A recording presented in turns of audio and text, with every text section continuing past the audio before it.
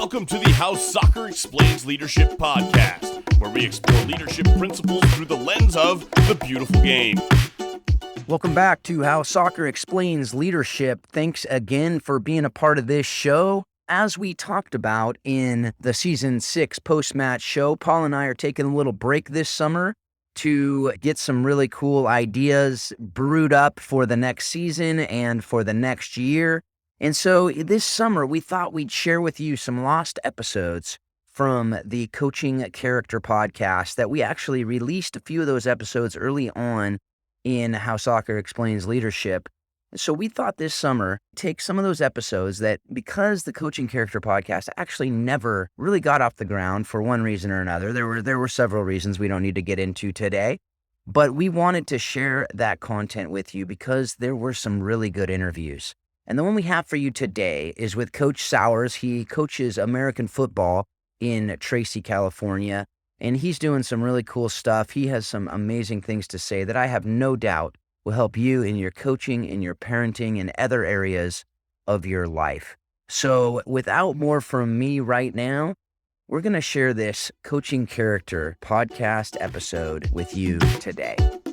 Welcome to Coaching Character. My name is Coach Roz. I've got my partner Phil Dark with me, a podcast about helping coaches, helping athletes, helping parents. We're excited about our episode. Phil, let's get this thing going.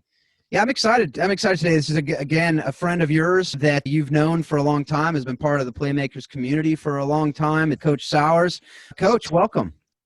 Hey, thank you. Thanks for having me on. I appreciate it. This is really exciting, Sauers, for Phil, because this is two football players, the true game, getting to coach up and help somebody who's got a soccer background and helping him understand what our game is really all about. We could go on and on about that. We won't today because, soccer is a much more sophisticated game or the real football, as we have said on the show before. But we don't have to get into that today. We can just focus on the main thing today, and that's really you, Coach Sauers. We're excited. I'm excited to learn more about you. I've heard some great things, but I'm excited to not only myself be able to learn about you, but also our audience to be able to learn what you've been learning, how they can learn from that, and how we together can hopefully better ourselves through this conversation. So Coach, just before we get into the kind of the meat of the conversation, I always love, and I know that I've heard from other people out there, they love hearing just your story, just how you got to be a coach, how you got to be, working with Playmakers, and how you just really, how the importance of character and integrity and, life beyond the X's and O's has been such a critical part of your coaching in your life. Yeah, sure. A little bit about my background. I grew up in a small town up on the North Coast in Humboldt County. It's a community of about 8,000 people. When I was a kid, I played football and some baseball, played high school football at Fortuna High School. From there, I went to College of the Redwoods, a community college up there in Eureka. And then from Redwoods, I transferred to Southern Oregon University. So I was fortunate to be able to play beyond high school and keep doing what I really loved. And then as far as coaching, once I graduated, it was kind of like when I was done playing, I would almost compare it to the loss of a long-term relationship, I guess you could say. I was just devastated.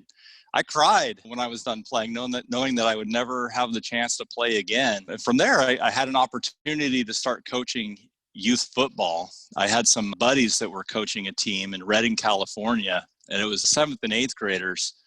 And one of the guys I'd played with, the other two guys were guys that played college ball. And, they were calling saying, hey, come down and coach with us. We have a great team. We need a line guy. So my background was offense and defensive line. I played both sides of the ball in high school. When I got to Redwoods, my dream was coming out of high school to be a Division I football player as a defensive end. When I got to Redwoods, the JUCO level, I quickly realized that probably wasn't going to come to fruition based on my size and athletic ability and speed. But what they did tell me was, if you're willing to move to center, you could probably start for us. So that's what I did. I became a center. So my background is heavy into offense and defensive line. So, I joined my buddies. I went down to Redding and I coached with them for 2 years and instantly found that I actually enjoyed coaching or got more out of coaching than I ever did playing. So, I figured out that, I can teach kids how to play, and, I would just have so much joy in seeing their success and watching them grow as young men and as athletes. We had a pretty good team there for a couple of years. We ended up taking our team down to a tournament in Las Vegas that we won. So it was pretty exciting. And then from there, the local high school, Shasta High School, was interested in having me coach for them. So I moved to the high school level. And then from Shasta High School, I went down to the Sacramento area, which is where I met Coach Roz for the first time. So, we coached together. And then from there, I did a few years at the high school level. And then we started having kids, my wife and I. So I got out of coaching for a little bit until my son was old enough to start playing. And then I got right back into it. And I've been doing it ever since. Now I live in Tracy, over in the East Bay or the Valley. I'm involved with the Tracy Buccaneers youth football organization. So that's where I'm at now. That's kind of where I'm coming from. That's great. And that, and one of the things you said in there that I think it just stuck with me, and I think it's what we're going to mine a bit more in this show today, but the idea that you coaching more than you enjoyed playing, or at least that's what I heard. Why? That's exactly right. Well, you know what? It's incredibly rewarding for me.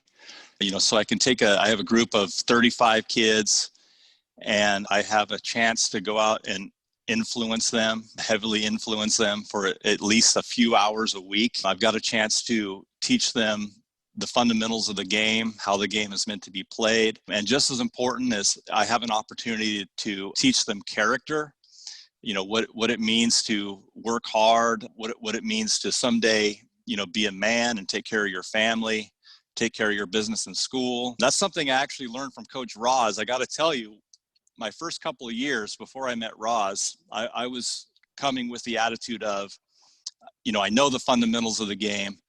My players are going to be fundamentally sound.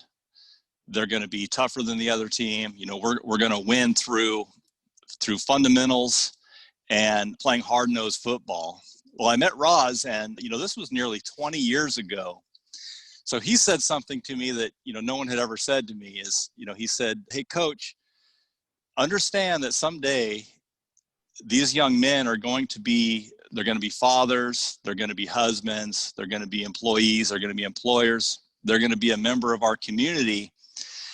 They're not going to play in the NFL. So what we really need to give them is something they can take with them for the rest of their lives. And, that's character, how to do the right thing, how to pay it forward and be a productive member of their communities."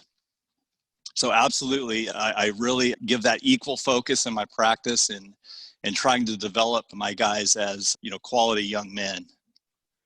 Yeah, and that's something we'll get more into. I gotta say, it's probably more fun not to get your head hit every time you're going, during the practices as a coach. You don't have to do that. Is that part of it too? That is part of it. Yes. Yeah, I bet. Absolutely. I'm not the one out there wearing the gear and doing the wind sprints. Here's an example of a soccer guy asking an offensive lineman, why is it more fun to coach than to play? Yeah. Okay. And the other thing is to retreat on our coaching experience, Sauers, when I said these kids are not going to be in the NFL, understand that Sauers and I were coaching a team that not only could not win a game, they probably couldn't win an inter-squad scrimmage. We were not very good, to say the least, right? Well, hey, Coach, if you remember, that team hadn't won a game in several years, and we went 5-5. I know. Yeah, no, So, we and as time goes by, that record gets better. I'm pretty happy with the results we were getting there, Coach. That's right. No, that was such a gratifying year, and you've already said some things and Phil, I agree with you when he says coaching more fun than playing. And the other thing that he said that we may revisit at another time is the game left him very abruptly. And I talk about it's almost like your best girlfriend breaking up with you and dumping you, and she's not going to date you again. But just the trauma that we experience when the game is over and it ends very quickly. That's right. When I got into coaching, that absolutely filled that void for me that was left. From it's, the final whistle goes off and that's a wrap. There is no more. There's no weight training. There's no getting together with your teammates. There's no camaraderie. It's over. And, when you're in college, it's a bit different than the high school experience. You don't have the coaches that are your PE teacher or your history teacher. You don't get to see them and continue to communicate. When it's done, it's done. And, they're on to the next group of guys. Absolutely. That's something that I think that gets lost a lot of times on when coaches don't cover those things in high school, in college. It's not something that is part of the training you get at a coaches meeting in high school. You don't hear the athletic director get out there and say, hey, you need to talk to them about what it is to be a man, what it is to be a woman, what it is to be a wife, a husband, whatever it is, right? I mean, that's obviously from a soccer side. You're not typically coaching women in the football arena, but the idea of life after sport. And you actually played at not the highest level, but close to it, right? And Roz, says he played at the highest level, but there's no records of that anywhere, I don't think. But it's on microfiche. Yeah, it's on microfiche somewhere. That's true. There might be some black and white footage of him, suiting up or something. But no, but in all seriousness, it's something that you both have played at that really high level. And to be able to share that experience with your players is not only important, I think it's critical, so that you can help them as they will likely encounter something similar to what both of you have felt and I felt as well at a different level in a different sport. Do you agree with that? Is that something that when Roz started talking to you about those things, that it just really clicked like, oh, I actually can go beyond the X's and O's on a chalkboard and actually help these people in life?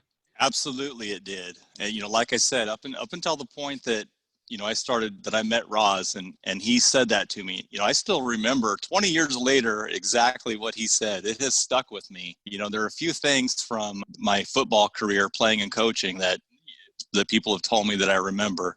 And that is one of them. So, I'm very purposeful in making sure that part of my team is not only the fundamentals, being prepared for the actual game we play, but incorporating character development into my practices.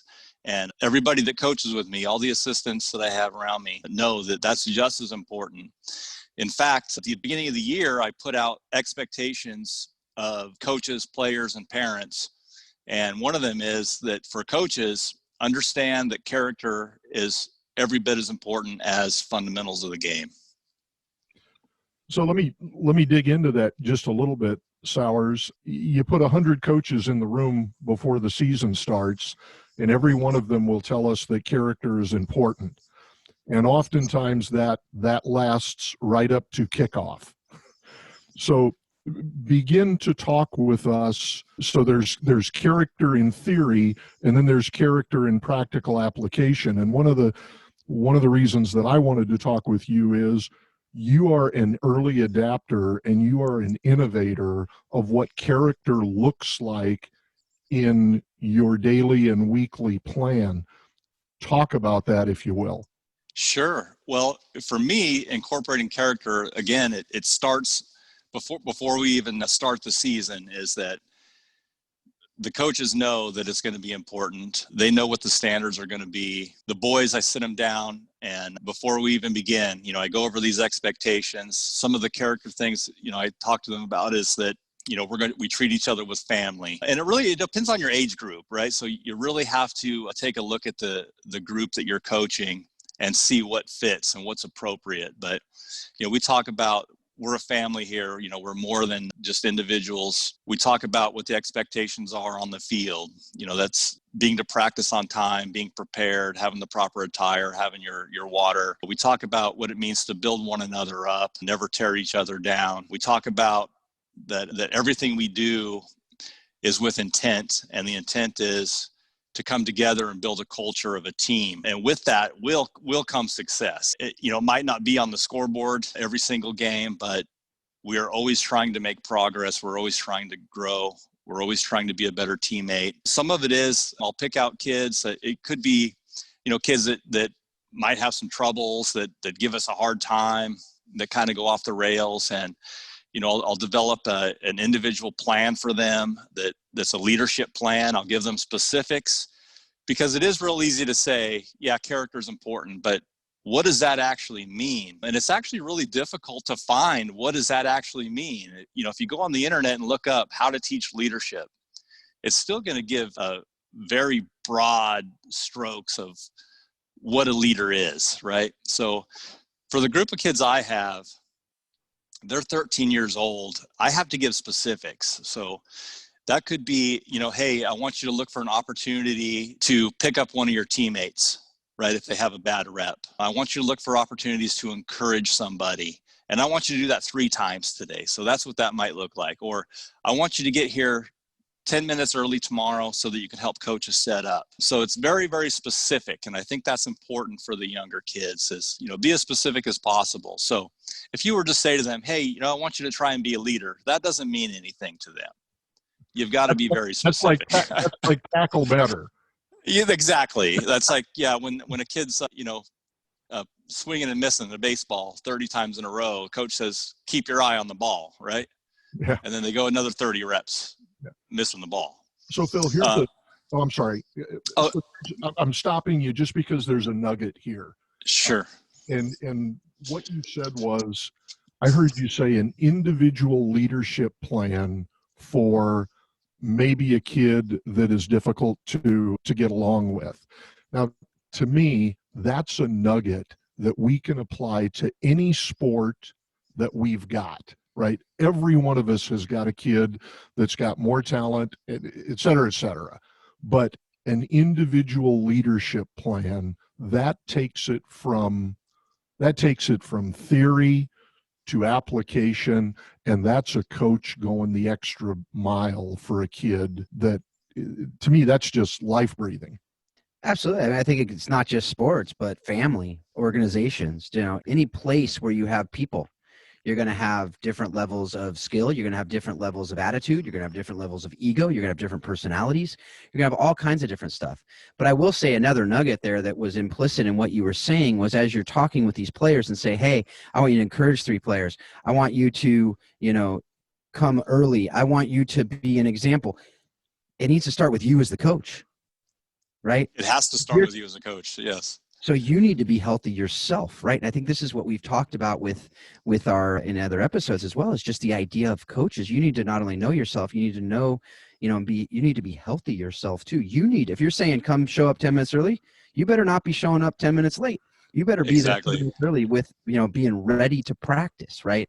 So that, and if you're saying encourage 3 times, you better be encouraging, right? You better be doing the things that we talk about, the praise in public and criticize in private stuff that we, sometimes I'm a coach than a player on that, but right. I mean, you're starting to tie. So I want to come back to you. What do you think of those? I mean, what Roz just said, what I just said, what have you seen that, and how have you seen that play out in your coaching?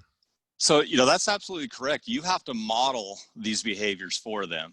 And I'll tell you, when you go to a kid, so, part of the culture that I try and build is, I want to show up with passion every single day, and you really have to. And you kind of mentioned that, you've got to be healthy yourself. You've got to show up with passion every single day, ready to go. You've got to model those behaviors for the kids. And, when you take a kid aside and say, hey, these are some things I want you to work on, that it actually means a lot to him, because, there's 35 other kids on the team, and, coach has taken this time to talk to me. And I do make it a point, to check in with the kids, I'll ask them, hey, how was school today? As individuals, they're stretching, I'll walk around. I know, try and learn if, they've got siblings or they've got pets, or what school they go to, what they're interested in. And I pay attention to that stuff. Sometimes I'll even write it down so that I don't forget it. Hey, I'm going to check in with Julian today, see how school was, or, hey, how's his new puppy doing? And that really means a lot to the kids that they can see that you really care about them. And if you want to get them to do what you need them to do, they've got to know that you care about them. And part of that is, modeling these behaviors. Sometimes I'll tell the kids, hey, watch what I do. Watch what I do at practice today. We're talking about building each other up. I want you to look for examples of me building up other players today. And then after practice, I'll say, hey, did you see any of that? and give me some specifics, and then I'll say, and what did you do specifically to build up? And I want to hear those specifics as well. That's fantastic. I love hearing that. And I just think just studying your players, studying your team, knowing yourself, knowing others. And, I absolutely love that. Super encouraged by that. Sauer, another thing that Phil was saying has really done some cutting edge stuff in the area of behavioral profiling. In the comment was understanding yourself. We as a coach have to understand ourselves. I'm an emotive guy. I'm a loud guy. And Phil, again, has done some really, really neat work in implementing behavioral profiling into helping coaches not only understand themselves, their coaching staffs, but the kids that they're coaching. And it has been invaluable to you, Phil, correct? Absolutely. Yeah. I mean, we use the DISC model of human behavior. I've used it with the team that I coach. I used it with my family. I used it with my organization. We've trained people all over the world in it, and it's human behavior. So, and again, it starts with understand self so that you can understand others, so that you can make your teams better, and we can have better performance. And so that's really the idea, but it does start with self and then being healthy in that behavior. But that's something for a conversation for another day, which we will have. But I think that it goes to everything we've been talking about as well. So I want to switch gears a little bit though, and really just talk about, we've been talking about you and your coaching philosophy and what you've learned from Roz and whatnot. But other than Roz and what he taught you, really, in your coaching time, when you were a player, what coaches or coach do you really remember that impacted you, and what was it about them that really left an impression on you that you still are going to be talking about today on this show? Yeah, sure. I was fortunate. I had some great coaches when I was a player. I had one at Redwoods. His name was Bob Seaman. And when I think back I saw that you sent me this question yesterday, and I was thinking about this last night, and it really comes down to, it's not the X's and O's, it's the character of the men that were coaching me. So at Redwoods, I had a great coach in Bob Seaman, and he said something that I still use today for my players. And he had a saying. He said, if you work hard and do the right thing, good things will happen. So that stuck out at me, with me as I was thinking about this. I've had great coaches that teach fundamentals. I had another coach at Redwoods that was a student of the game and, taught me the ins and outs of playing offensive line, the fundamentals. So, he was one that sticks out for the more of the X's and O's of the game. In high school, I'll tell you when I really became passionate about playing. I had a guy, my JV coach, my freshman year, when I was in high school. I had a guy that was a coach at Fortuna High School for 30 years.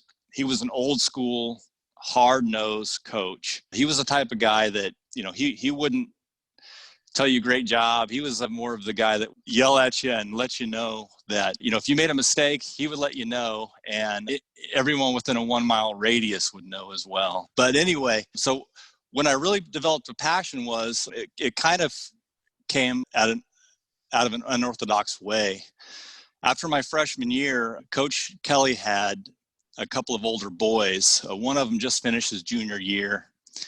He was the starting quarterback on the varsity team. And that summer, he was killed in a car accident. So, I saw this guy that was just a hard-nosed football coach, and, he was absolutely devastated, and it really affected me. He resigned from coaching and from teaching. And, I kind of decided that, I've seen this guy, his life has completely been turned upside down. I see how this is affecting him and what he's going through. And so I decided, I want to make our team better for Coach. And I want to do everything I can to at least help him feel a little bit better about himself and what's going on. So after that happened, we got a few guys together and, we started lifting weights and preparing for the next season. We had a guy that would let us into the weight room at 5:30 in the morning. And the core of guys that we had decided we're going to do everything we possibly can to get Coach to come back and have a successful year. My freshman year, we didn't win a game. So that was going to be his final year, going over. And, we decided we wanted to change that. And from there, the next year, we were undefeated. So it started out, we had 4 or 5 guys in the weight room. Within a couple of months, we had 18 or 20 guys all on the same page. So that's really where the camaraderie, the idea that, you can have success through hard work came from. And, I did see those results on the field. My abilities increased tremendously. And from there, it just never slowed down. Yeah, that's fantastic. That's something that I talk about a lot, is really, whether it's in my organization that I run, whether it's in coaching, whether it's, just in my family, it's that idea of being on the same page, right? It's that idea of mission, vision, values we always talk about in organizations. But I think sports teams really do themselves a disservice to not do the same thing in their organizations and in their teams, because if you're not on the same page, then you likely will go 0 for whatever, like you said, in the team. And when you are on the same page, you're going to win games that you have no business winning. When it comes to talent, when it comes to just, if you look on the, on paper, but the best teams find ways to win. And usually that's because they're on the same page. So, I mean, what have you seen with that, Roz? I mean, well, what is, as Sauers was telling the story to me, the glimpse that I get is the times where the game is bigger than the individuals that are playing the game, where you're taking a difficult life circumstance and you're using the rally point of the game and the weight room to build character into those players participating, the coach, the message that you're sending. Again, to me, that's an example of when the game is bigger than the individuals playing it. So that's what I was hearing. Sauers, question, a pile-on question to the coaches that influenced you. You played youth football, correct? I did. Did they have youth football at your age up there in the hills? Was it three-man football, or was it? Okay. So you played youth football, high school football, college football, junior college football. When was the game the most fun? For me, it was the most fun in high school because, under the lights, we had a, 50-piece marching band that would come marching out, the roaring. And, I get goosebumps when I think about it still. Yeah. Crisp North Coast evenings, the cool air, the fog coming in, under the lights, the marching band coming in. To me, there's nothing better than that.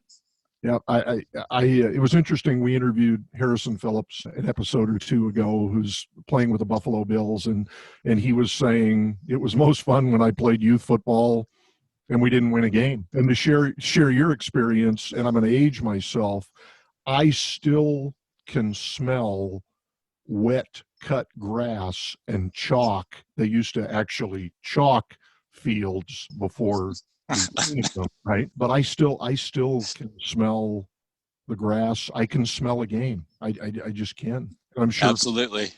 Oh, absolutely. Yeah.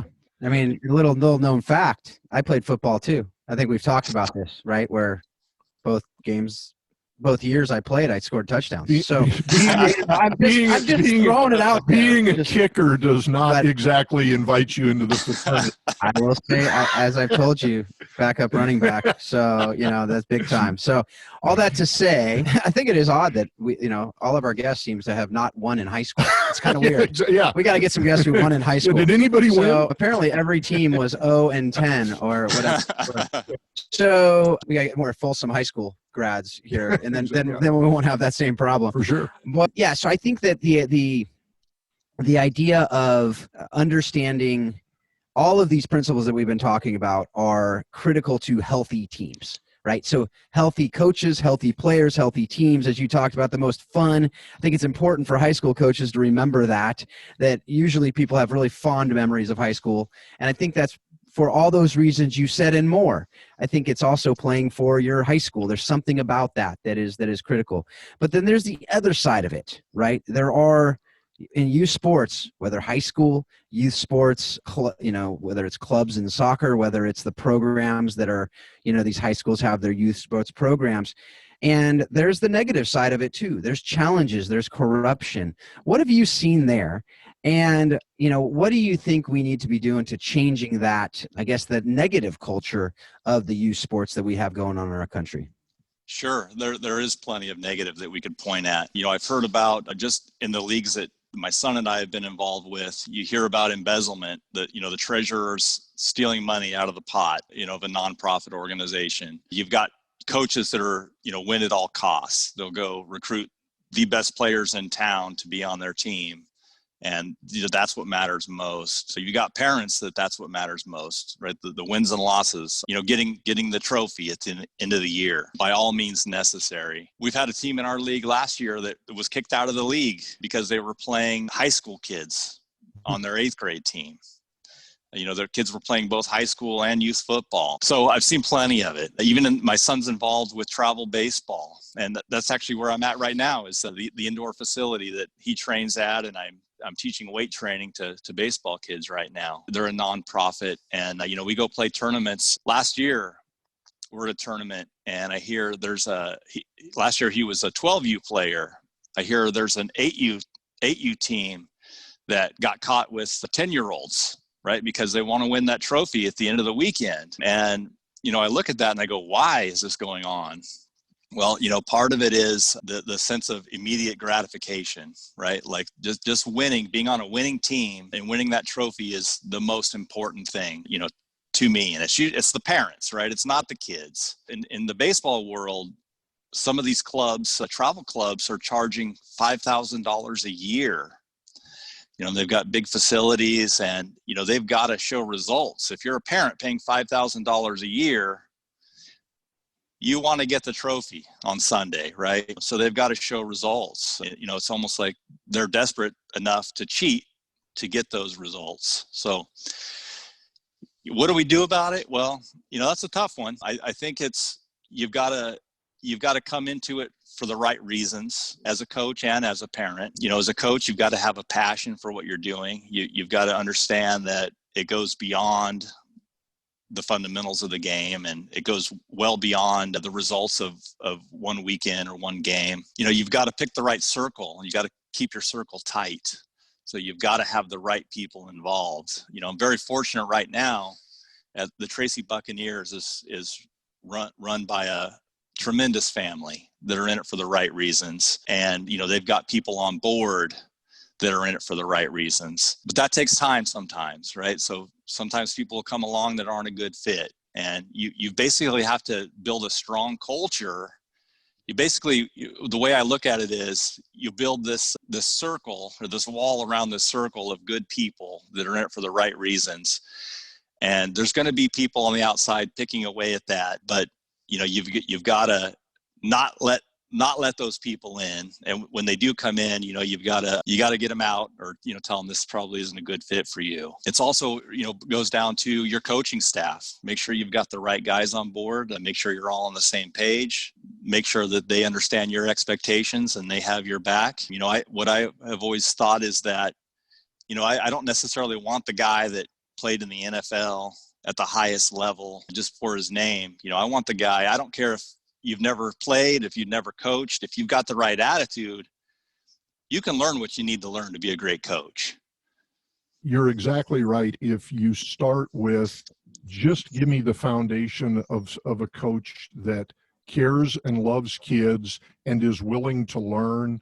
As much as we try to overcomplicate the game and make it a moonshot, it's still more about making it fun, relating to the kids, particularly at the levels that we coach at, and a coach being willing to learn. I just believe that's paramount.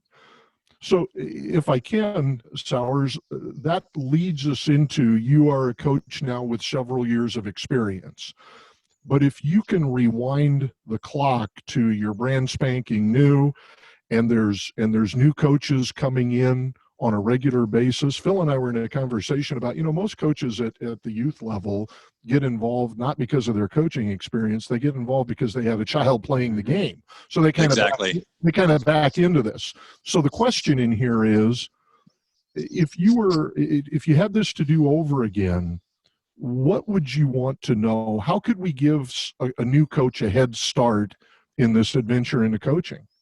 Sure. Well, I think, first of all, you have to sign up for the right reasons, right? It's got to be that you have a passion for helping kids and you love the game. I think you have to bring a positive passion every single day.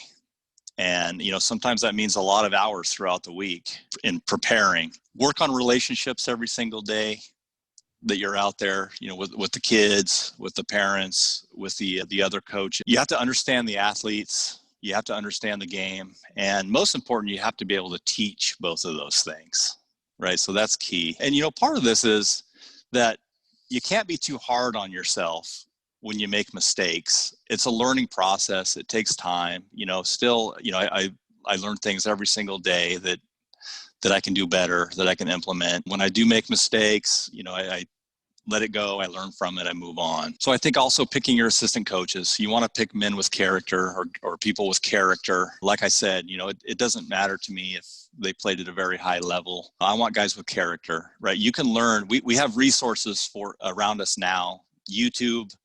I'm constantly on YouTube learning new drills and learning new things and philosophies. So there are resources available. You don't have to come into it with any experience, really, if you're willing to put in the work and the time to better yourself every day as a coach. Learn and grow every day.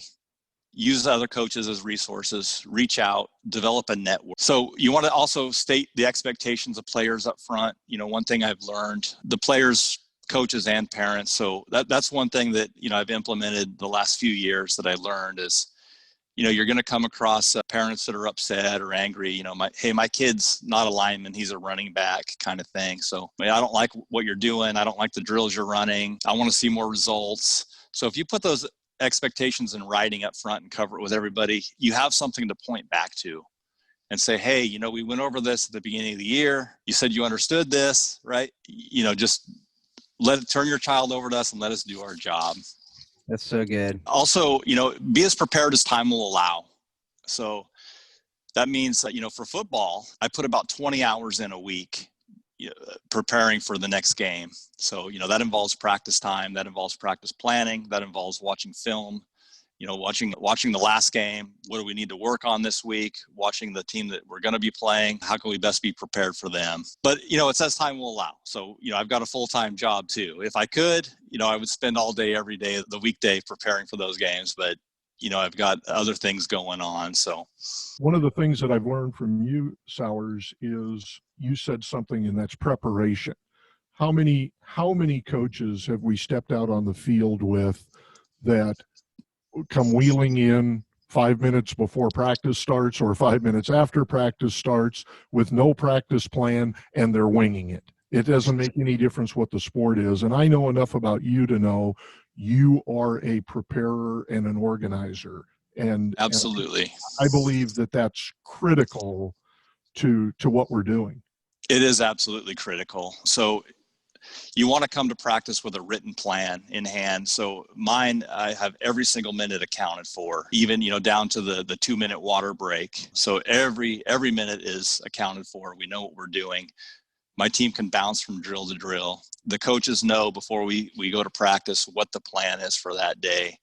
And, really that starts for me on, Sunday after the game is I'll write up the practice plans for the week. And then as the week goes, I'll adapt them.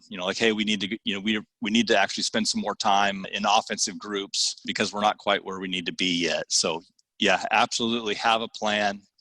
Have it done ahead of time. Kids like structure, right? And they respond well to structure. If you show up and try and wing it, hey, let me sit here and think about what we're going to do. Well, then the kids start fooling around and throwing the ball around, and things can go off the rails very, very quickly. So absolutely, preparation is key. So Sauers, that's so much good stuff. We could spend probably 10 more episodes talking about each of those little nuggets that you're given to, whether it's new coaches or coaches who have been coaching for 50 years. I think those things that you said are great, incredible reminders for us. I think one of the things that you said really stuck out to me, and it's something that I think about all the time. I mean, what you don't know about me is about 12 years ago, I took over a nonprofit organization, or 11 years ago, I guess, and I had zero experience running anything, let alone an international nonprofit. And, I actually talked with a guy who started an NBA program. He's now one of my mentors, an MBA, not an NBA, but Masters of Business Administration this is a sports podcast, so I want to make sure you understand that. It wasn't the National Basketball Association. So, but he told me, he said, it's a good thing you didn't know what you were doing when you started, because you would have tried to do it how it was always been done, and it wouldn't have worked during the time that you did it, because it was such a unique situation. And I think oftentimes we forget that our world is very different now than it was when we were growing up. And, especially for Roz, I mean, they didn't have TVs and back then. So, but it's a very, very different place. And to have perspective coming in as a coach, and as what you said, you can teach the X's and O's. You can teach this stuff. You can go on YouTube. The fact that I can now go on YouTube to learn how to not only record a podcast, but how to edit a podcast. And there's software for us to help this and this and this. If I can edit a podcast, anybody can coach, different things, especially when you're talking youth sports. It's so much more important to have character and integrity and teaching life than teaching X's and O's. And you know what? Whoever has the talent, whoever has the desire and the will, they're going to go to those next levels. But most of the kids who start playing these sports will never go on to bigger and greater things in the sport, but they will go on to be members of our society. And so I think that alone is so critical as we are not only thinking, should we be coaching ourselves, going back to that self-awareness we talked about earlier, but who are we choosing to coach with us? And what are we holding our other coaches accountable to? Those things are so essential that I think get lost way too often because we lose perspective. And whether it's parents losing perspective, coaches losing perspective, and going back to what can we do, I think this is something that Roz and I are going to mine a little bit more later. But the idea of we all need to be on the same page in that perspective, or else somebody's going to throw it out of whack. And another thing, that the money that you're talking about with the embezzlement and things, that's a whole nother issue. But I really appreciate what you were talking about there, just as far as how you're choosing your staff and how you're choosing the people that you're working with, because I think that's just critical. So any last thoughts you have for us? I know we need to wrap it up. We've been going, and like you said, we can go for hours longer, but we do have to keep it to a certain length here. So any last thoughts you'd want to just say, okay, here's some things. If I didn't say this, I'd be really bummed when we cut off. Yeah, sure. I think that, you've got to be willing to, Roz was talking about, a lot of us get into this because our children are playing, and, that's why I continue to coach right now, is because my son's a player. But even though my son's on the team, I'm going to give 110%. So you've got to come into it with passion. I've got many, many things I've learned. So I would say, continue to learn and grow every single day. Pick the right people to be around. Before you get into it, do a little research on the league and on the team. What's their culture like? Is it going to be a good fit for you? And then obviously, pick guys to be around you, to coach with you, that are of character. The guys, I'm lucky. The guys that I coach with are family to me. So I think that's hugely important. And there's other things I've learned, that kind of get down to the specifics, is, setting the expectations of the team and the parents and the coaches ahead of time. I do have learned that I need to keep attendance every single day. And that helps because, when you have a parent that's upset about playing time, again, you have something in writing. Hey, I want to show you. Your son has missed 10 practices already this season, and we're 5 weeks in. We've got to get that straightened out. I take metrics on the boys the first week. So we'll do a 40-yard dash time, a shuttle time, a broad jump, vertical jump. You could do different stations where, how many passes are they catching out of 5 attempts. So again, those, aren't necessarily to decide who's going to play where. I use those things to show to parents that come to me, upset about playing time or positions that their kids are playing. So, for me, I think those were really valuable things I've learned, and they help because now you've got a starting point for that conversation. So really, I think also, what I tell parents is you got to be in the right mindset. You got to understand the big picture. It's not about winning the trophy at the end of the year or the trophy at the end of this baseball tournament. It's, what do I want for my child?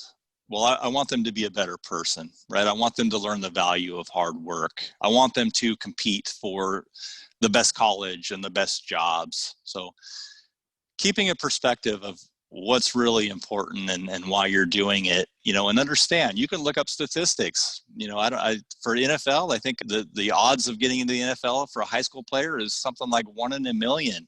Mm-hmm. So, when you look at those things, that it kind of does give you perspective as to what should be important to you.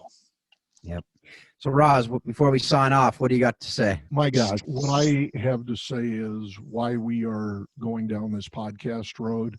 Just get a vision of your son or your daughter being coached by a guy like Sauers, and the vision of what happens if Sauers is teaching more coaches to be Sauers, and what does this look like at a large scale with kids being inundated with character, life skills. That's what I'm thinking. Sauers, I am so unbelievably proud of you and the work that you're doing, and you being on the cutting edge. You are so far ahead of the curve, and your message is so important. Keep doing what you're doing. I am so proud of you. Yeah, and I will thank you, Coach. I'll say thank you as well for just being a part of the show, being one of the first guests we have on this. I'm very glad that we were able to have, very grateful for what you're doing. As Roz just said there, I think some of the things you said earlier in the show about what do we do to help change the negative culture side of youth sports. I think one of those things is one at a time, have coaches like yourself affecting other coaches and being able to multiply that. So, thanks a lot again, and hopefully we'll be able to get you on the show again sometime soon. Well, after listening to that again, I am so grateful that we decided to share these episodes with you this summer because, as promised, Coach Sauers had some amazing things to share with us. So with everything that we do, I hope that you take what you learned today. I hope that you take other episodes that you've listened to, the different resources that are shared, the different things that these coaches and players and business people and parents and different people from different walks of life are sharing with us. And you use all of it to help you to be a better leader, to be a better parent, to be a better spouse, to be a better friend, and to continually remind yourself that soccer does explain life and leadership. Thanks a lot. Have a great week.